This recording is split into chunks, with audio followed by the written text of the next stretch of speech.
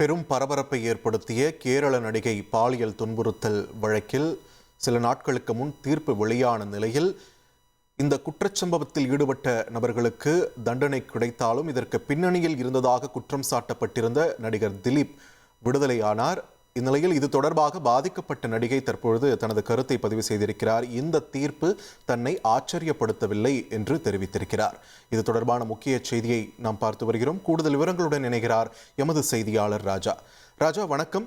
பாதிக்கப்பட்ட கேரள நடிகை தரப்பிலிருந்து இந்த தீர்ப்பு குறித்து வேற என்னென்ன விஷயங்கள் பதிவு செய்யப்பட்டிருக்கு, விரிவா சொல்லுங்க.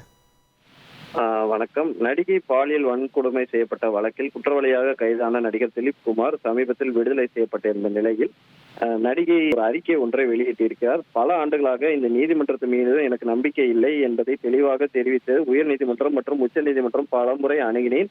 அதே நீதிபதியிடமிருந்து வழக்கை மாற்ற வேண்டும் என்று அனைத்து கோரிக்கைகளும் தள்ளுபடி செய்யப்பட்டன.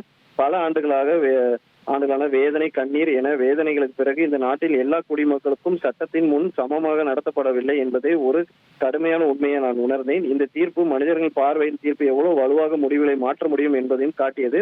அதே நேரத்தில் ஒவ்வொரு நீதிமன்றமும் ஒரு விதமான செயல்படுவதில்லை என்பதையும் நான் அறிவேன். இந்த நீண்ட பயணத்தில் என்னுடன் உறுதியாக நின்ற அனைவருக்கும் என் மனமார்ந்த நன்றிகள். இந்த வழக்கு விசாரணை நீதிமன்றத்தின் மீது எனக்கு நம்பிக்கை இழந்ததற்கான காரணம் என் அடிப்படை உரிமைகள் பாதுகாக்கப்படவில்லை. என் வழக்கில் இருந்து 2 அரசு வழக்கறிஞர்கள் விலகினர். மெமரி கார்டு தகராறு தொடர்பாக உரிய விசாரணை நடத்த வேண்டும் என்று மீண்டும் கோரிக்கை வைத்திருந்தேன். நியாயமான விசாரணையை தான் போராடி கொண்டிருந்த போது அதே நீதிபதி இந்த வழக்கை தொடர்ந்து விசாரிக்க வேண்டும் என்று குற்றம் சாட்டப்பட்டவர்கள் மனு தாக்கல் செய்தனர். இது எனக்கு சந்தேகங்களை மேலும் தீவிரப்படுத்தியது. இந்த விவகாரம் தொடர்பாக இந்திய குடியரசுத் தலைவர் மற்றும் இந்திய பிரதமர் அவர்களுக்கு கடிதம் எழுதி என் கவலையை தெரிவித்து தலையிட வேண்டும் என கோரிக்கை வைத்திருந்தேன். ஓபன் கோர்ட் வழக்கை நடத்த வேண்டும் என்றும் பொதுமக்கள் மற்றும் ஊடகங்கள் நேரில் பார்த்து உண்மை அறிய வேண்டும் என்பதற்காக, ஆனால் என் கோரிக்கை நிராகரிக்கப்பட்டது. இறுதியாக 8 ஆண்டுகள் 9 மாதங்கள் 23 நாட்களுக்கு கடந்த பிறகு இந்த நீண்ட வலு மிகுந்த பயணத்தின் முடிவில் ஒரு சிறிய ஒளி கண்டேன். 6 குற்றவாளிகள் தண்டனை பெற்றனர். அதற்கு நன்றி என்று அவர் அறிக்கையில் உருக்கமாக பேசியிருந்தார். மேலும் அவர் அறிக்கையில் என் வழியை பொய் என்றும் இந்த வழக்கை கற்பனையாக சொன்னதற்கு இந்த தருணம் அர்ப்பணிப்பு. தயவு செய்து பொய்களை பரப்பாதீர்கள், நிறுத்துங்கள். இந்த தீர்ப்பு பலருக்கு ஆச்சரியமாக இருக்கலாம், ஆனால் எனக்கு இல்லை. 2020 ஏதோ இந்த வழக்கு சரியில்லை என்ற உணர்வு எனக்கு ஏற்பட்டது. ஒரு குறிப்பிட்ட குற்றவாளி தொடர்பாக வழக்கு கையாண்ட விதத்தில் ஏற்பட்ட மாற்றங்களை வழக்கறிஞர்களை கவனித்தார். இறுதியாக எல்லா பாடங்களுக்கும் நன்றி என தெரிவித்திருக்கிறார்.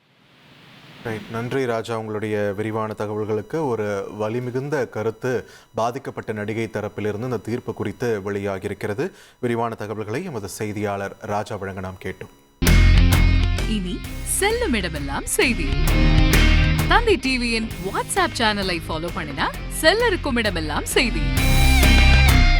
இதோ QR கோட் இப்பவே ஸ்கேன் பண்ணுங்க, ஃபாலோ பண்ணுங்க.